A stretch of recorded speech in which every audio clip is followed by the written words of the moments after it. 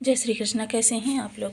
Friends, आज की जो चर्चा होने वाली है बेहद महत्वपूर्ण होने वाली है। शनि राहु की प्रचंड आदि केतु की ओर गुप्त और अचानक प्रभाव होंगे प्रबल। 24 नवंबर से मार्च 25 तक की स्थितियों का वर्णन करेंगे, लाभ वर्सेस हानि कि आपको क्या प्राप्त होने वाला है। क्योंकि देखिए, शनि राहु की तरह केतु भी जो हैं इन्हीं के समान बलवान है और नकारात्मकता से परिपूर्ण है। क्योंकि जैसा कि हम सभी लोग जानते हैं कि केतु और राहु एक ही असुर के दो हिस्से हैं, तो एक दूसरे को प्रभावित करना देखिए इनकी नियति है। अब राहु के जस्ट सामने होने के कारण, क्योंकि केतु को सर्वाधिक शुभ ग्रहों की श्रेणी में रखा जाता है, एक दूसरे के जस्ट सामने होने की वजह से ये केतु को भी प्रभावित कर लेते हैं और केतु भी आपको नकारात्मक प्रभाव देने लगते हैं। किंतु केतु के प्रभाव जो होते हैं वो आपको काफ़ी बाद में पता चलते हैं। सपोज कीजिए कि आपकी कोई प्रॉपर्टी है, वह प्रॉपर्टी किन्हीं विवादों में घिर गई है और आपको बहुत लंबे समय बाद पता चलता है कि जब आप उस प्रॉपर्टी पर गए हैं और उस प्रॉपर्टी को देख रहे हैं कि अरे यहाँ पे तो किसी और का कब्जा हो गया है। आपको बहुत बाद में पता चला, किंतु कब्जा बहुत पहले हो गया था। आप किसी व्यसन की ओर अग्रसर हो जाते हैं। आपको बहुत बाद में पता चलता है कि मैं इस नशे का आदी बन गया हूँ और ये नशा जो है मुझे खाए जा रहा है। या फिर आपके पिता ने सालों पहले कोई प्रॉपर्टी लेकर रखी हुई थी, वो प्रॉपर्टी के कागज़ आपके पड़े हुए थे और आपको अचानक ही पता चलता है कि उस प्रॉपर्टी की कीमत जो हज़ारों में ली गई थी अब करोड़ों में हो गई। ये केतु के ही प्रभाव होते हैं। या फिर कोई शेयर ऐसे थे जो आपके पिता ने लेकर रखे हुए थे या आपने ही लेकर इधर-उधर डाल दिए थे कि उनकी कीमत जो थी बहुत कम थी और उनसे आपको कोई लाभ की आशंका नहीं थी, रातों-रात उनकी कीमत आसमान छूने लगी। तो ये सब जो होता है केतु का प्रभाव होता है। और केतु का एक और प्रभाव होता है कि केतु का प्रभाव जो होता है कि आपके बने बनाए कार्यों को बिगाड़ने का, कि आपके 100 पर जो कार्य पहुंच जाते हैं वो आपके 0 पर पहुंच जाते हैं किसी एक साइन ना होने की वजह से, किसी एक पार्ट की। क्योंकि पूरी मशीनरी आपने तैयार कर ली, एक ही पार्ट आपको नहीं कहीं से मिल पा रहा है और आपकी पूरी मेहनत निष्फल। ये होते हैं केतु के प्रभाव। केतु आपको चीज़ों से दूर करने का कार्य करते हैं। देखिए, केतु हो या राहु, दोनों को संबंधित भाव से संबंधित कष्ट देने में इसलिए आनंद आता है, ये आपकी चीज़ों से दूरी बनाने लग जाते हैं। क्योंकि ये व्यक्ति को आध्यात्म से जोड़ना चाहते हैं। परम आध्यात्मिक ग्रह होते हैं केतु। केतु सिर्फ समस्या लेकर नहीं आते हैं, केतु समस्या के साथ समाधान भी लेकर आते हैं। किंतु समस्या का समाधान केतु आपको तब देते हैं जब आप समस्या में पूरी तरीके से घिर जाते हैं। और केतु की समस्या आपको चारों तरफ से घेरती है, एक तरफ से नहीं घेरती है। तो इस तरीके से अगर देखें तो केतु शनि राहु से भी ज़्यादा आपको परेशान करने की ताकत रखते हैं। इसलिए केतु को बिल्कुल भी कमतर आंकना जरूरी नहीं है। अब चूंकि इस नवंबर से जो स्थितियां निर्मित होने वाली हैं, क्योंकि केतु जो हैं अपना नक्षत्र परिवर्तन करने वाले हैं। केतु 2 दिसंबर को अपना नक्षत्र परिवर्तन करेंगे और नक्षत्र परिवर्तन करके ये शनि के नक्षत्र में जाएंगे, उत्तरा फाल्गुनी नक्षत्र में। अभी इनका क्रॉसिंग पीरियड 24 नवंबर से चालू होगा। क्रॉसिंग पीरियड के समय ग्रह क्या है, आपको देने का कार्य करता है। उस समय वो अपनी नकारात्मकता को पूर्ण रूप से समाप्त कर लेता है और जस्ट राहु के सामने है। तो जब ये उत्तरा फाल्गुनी नक्षत्र में, क्योंकि अभी तक क्या था, ये चंद्रमा के नक्षत्र में गोचर कर रहे थे, हस्त नक्षत्र में, और हस्त नक्षत्र में गोचर करने के कारण ये ग्रहण दोष बना रहे थे। ग्रहण दोष एक ऐसा दोष होता है जो कि आपको किसी भी चीज़ का पूर्ण लाभ नहीं मिलने देता, चाहे वो आपके संबंध हो या फिर आपके कार्य हो। आपको कभी भी पूर्ण रूपेण लाभ नहीं प्राप्त होता है। तो अब उत्तरा फाल्गुनी नक्षत्र जो कि शनि देव का नक्षत्र है, तो उसमें जब ये गोचर करेंगे और राहु भी इस समय पर उत्तरा फाल्गुनी नक्षत्र में ही गोचर कर रहे हैं, तो यानी कि एक ही प्रकार की स्थितियां तीनों ही ग्रहों की जब सम स्थितियां बनेंगी, तब आपके लिए बहुत ही उत्तम प्रभाव देते हुए केतु देखे जाएंगे। केतु की जो नकारात्मकता है वो 90% तक कम हो जाएगी और आपके लिए कह सकते हैं ये 90% शुभ प्रभाव निकल कर आएंगे। तो यहाँ पर आपके लिए स्थितियाँ आपके भाव से संबंधित किस तरीके से आपको प्राप्त होने वाली है, कहाँ से आपको हानि निकल कर आने वाली है, कहाँ से आपको लाभ निकल कर आने वाले हैं, इन सब चीज़ों पर पूर्णतया विश्लेषण करेंगे इस वीडियो में। तो बने रहिए हमारे साथ वीडियो में एंड तक। बहुत कुछ जानने के लिए मिलेगा, वीडियो बहुत ज्ञानवर्धक होने वाला है। यदि आपके लग्न में 10 नंबर बना हुआ है तो ये राशिफल आपके लिए है। यदि कुंडली में कहीं भी चंद्रमा के साथ 10 नंबर बना हुआ है तो ये राशिफल आपके लिए। कुंडली ना होने की स्थिति में आप इसे नाम राशि से भी देख सकते हैं। यदि अभी तक आपने अपने इस चैनल को सब्सक्राइब नहीं किया है तो प्लीज़ सब्सक्राइब कर लीजिए, वीडियो को लाइक कर दीजिए, चैनल को शेयर कर दीजिए। इससे होगा क्या कि हमारे आने वाले हर वीडियो की नोटिफिकेशन मिल सकेगी आपको सबसे पहले। एक प्यारा सा कमेंट करना बिल्कुल ना भूलें। कमेंट से हमें बहुत मोटिवेशन मिलता है, हौसला मिलता है और ये पता चलता है आप और क्या जानना चाहते हैं। तो देखिए, राहु देव विराजमान है तृतीय भाव में और केतु देव विराजमान है आपके नवम भाव में। तो केतु नवम भाव में आकर कारक हो जाते हैं क्योंकि गुरुवत कार्य करते हैं। तो यहाँ पर अध्यात्म के घर में बैठे हुए हैं और अध्यात्म के घर में बैठकर ये आध्यात्मिक प्रभाव आपको दे रहे हैं।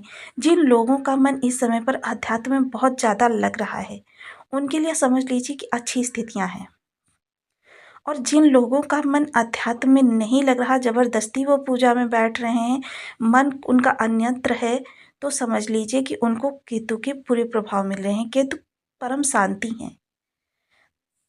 वही केतु अब यहाँ पर बैठकर आपके धार्मिक चीज़ों में रुचि उत्पन्न करेंगे, धर्म से जुड़े हुए आपके कार्यों में आपको आगे बढ़ाएंगे। और इस समय क्या है, मित्र विशेष के सहयोग से आपको कोई अपॉर्चुनिटी ऐसी लेकर आएंगे जो आपकी वर्तमान परिस्थिति से थोड़ा ऊपर आपको लेकर जा सके। भाग्य का इस समय अच्छे से साथ मिलता हुआ दिखाई देगा क्योंकि राहु इस समय पर शुभ अवस्था में है। शनिवत कार्य करते हैं राहु, शनि मार्गी हो चुके हैं। तो राहु इस समय पर शुभ अवस्था में है और उत्तरा फाल्गुनी नक्षत्र में ये भी गोचर कर रहे हैं। केतु अभी तक चंद्रमा के नक्षत्र में थे। चंद्रमा के नक्षत्र में होने के कारण क्या है, ग्रहण दोष का निर्माण हो रहा था जिस कारण से आपको इनके पूर्ण प्रभाव नहीं प्राप्त हो रहे थे। देखिए, कोई दो ग्रह जब आपस में मिलते हैं या तो वो मित्र ग्रह होते हैं या शत्रु ग्रह होते हैं, किंतु अभी तक ये चंद्रमा के नक्षत्र में गोचर कर रहे थे जिस कारण से इनके जो आपको प्रभाव थे थोड़े से विपरीत प्राप्त हो रहे थे। वहीं पंचम दृष्टि जब आपकी लग्न पर जाएगी तो लग्न इस समय आपकी चिंतन मनन करने वाली होगी। आप स्थितियों का विश्लेषण कर सकने में सक्षम होंगे। केतु जब आपके लग्न से संबंध बनाते हैं और थोड़े से भी निगेटिव होते हैं तो क्या होता है, आपकी रातों की नींद पूरी तरीके से खराब कर देते हैं। आपको रातों को नींद आना नहीं होती है क्योंकि केतु दिन में कोई ना कोई ऐसी समस्या आपके सामने लेकर आते हैं और बाद में पता चलता है समस्या कुछ भी नहीं थी, किंतु आप बेकार ही अनायास ही उस चीज़ के लिए बहुत ही ज़्यादा परेशान हो रहे थे। तो ये चीज़ें आपके साथ करते हैं। इस समय आप मानसिक रूप से बिल्कुल कह सकते हैं शांतिपूर्ण रहेंगे। वहीं सप्तम दृष्टि इनकी राहु पर जाएगी तो राहु पर भी इसका प्रभाव पड़ेगा क्योंकि परस्पर ग्रह एक दूसरे को प्रभावित करते रहते हैं अपनी दृष्टियों के द्वारा। तो यहाँ से संबंधित जो केतु की नकारात्मकता थी वो शांत होगी। इस समय मैंने कहा ना, निर्णय क्षमता जो होगी वो आपकी बहुत अच्छी होगी। इस समय कोई भी निर्णय आप लेंगे वो भविष्य में आपके लिए फलदायक ही होगा। नवम दृष्टि जब यहाँ पर जाएगी आपके पंचम भाव पर, तो पंचम भाव में देखिए इस समय उदर विकार को लेकर थोड़ा सा सचेत रहें। सात्विक भोजन जहाँ तक हो सके उतना करें। सात्विक भोजन करने से क्या होगा, आपकी उदर से संबंधित जो भी समस्याएं होंगी वो नहीं होंगी क्योंकि केतु और राहु का प्रभाव जब भी आपके किसी भी समस्या पर हो जाता है तो वहाँ एक भ्रामक स्थिति उत्पन्न हो जाती है कि समझ में नहीं आता कि समस्या क्या है, और जब तक समस्या का पता नहीं चलता है निवारण आप नहीं कर पाते हैं। तो इस समय जितना संभव हो सके सात्विक भोजन ही करें। लव लाइफ में हैं तो लव लाइफ में जो भी केतु की वजह से समस्या आ रही थी, क्योंकि केतु क्या है, आपको हर चीज़ से दूर करने का प्रयास करते हैं, बिल्कुल संबंधों को तोड़ देते हैं, ब्रेकअप तक की स्थिति लेकर आ जाते हैं। तो वो स्थितियाँ जो भी बन रही थी आपकी नकारात्मक, वो नकारात्मक स्थितियाँ अब बननी बंद हो जाएंगी। संतान के लिए प्रयास कर रहे थे तो विराम दें और संतान की तरफ से आप गौरवान्वित हो सकते हैं। स्टूडेंट्स वर्ग इस समय पर पूर्ण फोकस के साथ अपनी पढ़ाई के लिए, देखिए स्टूडेंट्स वर्ग गुरु का यहाँ पर गोचर हो रहा है जिसके कारण, क्योंकि गुरु सर्वाधिक शुभ ग्रह हैं स्टूडेंट्स के लिए, तो ये पूरा जब तक मई तक का समय है आपके लिए बहुत ही उत्तम रहने वाला है। शेयर मार्केट से जुड़े हुए लोगों के लिए यही कहना चाहूँगी कि अभी बड़े इन्वेस्टमेंट ना करें जब तक कि केतु का यहाँ पर गोचर हो रहा है, क्योंकि केतु की दृष्टि, वहीं राहु का भी प्रभाव देखा जाएगा क्योंकि राहु तृतीय एकादश का संबंध बनाए हुए हैं। तो यानी कि यहाँ पर आपके लिए थोड़ी सी हालांकि इतने छोटे भी आप इन्वेस्टमेंट ना करें, क्योंकि बुधादित्य राजयोग की भी दृष्टि जा रही है, तो इस कारण कई सारे ग्रहों का प्रभाव यहाँ पर देखा जा रहा है। तो अब कौन सा ग्रह आपके बर्थ चार्ट में नेगेटिव अवस्था में बैठा हुआ है, तो इस चीज़ को देखना बहुत कंपलसरी हो जाता है। तो बड़े इन्वेस्टमेंट करने से पहले एक बार अपनी बर्थ चार्ट को जरूर एनालिसिस करवा लें, या उस ग्रह को एक्टिव करना हो। कभी कभी क्या होता है कि हमारे बर्थ चार्ट में ग्रह एक्टिव ही नहीं होते और उनके हमें प्रभाव ही नहीं प्राप्त होते। कभी कभी तो राजयोग भी निष्फल हो जाते हैं। तो इस अवस्था में हमें ग्रहों के उपाय अनवरत जरूर करने चाहिए। तो इसके लिए सबसे पहले देखिए, आज हम केतु की चर्चा कर रहे हैं। तो केतु के लिए ओम कीम केतवे नमः, इस बीज मंत्र का आप 1 माला, 2 माला, 5 माला, 7 माला, 11 माला का जप नियमित अपनी सुविधानुसार करना प्रारंभ करें। काला सफ़ेद कंबल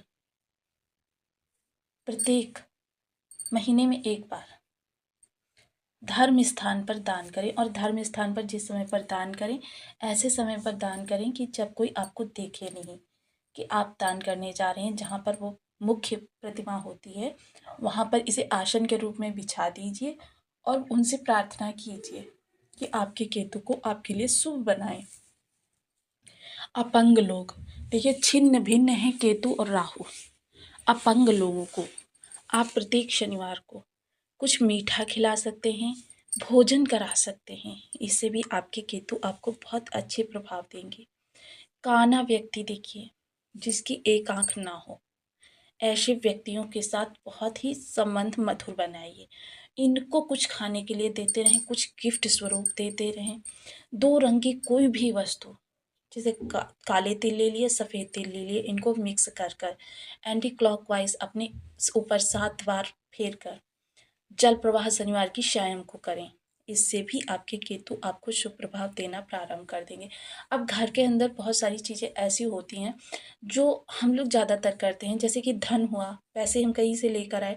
कुछ लोग क्या करते हैं, जहाँ पर बैठे होते हैं वहीं कहीं पेपर के नीचे रख दिया या कहीं अन्यत्र रख दिया। धन को कभी इधर उधर ना रखें। ऐसा करने से आपके केतु आपको दुष्प्रभाव देना प्रारंभ कर देते हैं। कभी कभी घर में बंद ताला पड़ा होता है, जिसकी चाबी खो गई होती है, और कभी चाबी पड़ी होती है, ताला खो गया होता है। इसे बिल्कुल घर से तुरंत निकाल दें, क्योंकि ये भी आपके खराब केतु को एक्टिव करेगा। इस कारण देखिए, कोई भी ऐसी चीज़ घर के अंदर ना रखें जो आपके लिए यूज़लेस हो। तेज आवाज़ में बात करना केतु के लिए बहुत ही खराब केतु को एक्टिव कर देता है। तो आपको वीडियो कैसी लगी मुझे कमेंट बॉक्स में ज़रूर बताएं। चैनल पर न्यू है तो प्लीज़ वीडियो को लाइक, शेयर, चैनल को सब्सक्राइब करना बिल्कुल ना भूलें। मिलती हूँ नेक्स्ट वीडियो में, तब तक के लिए नमस्कार। अपना ध्यान रखें, स्वस्थ रहें, मस्त रहें।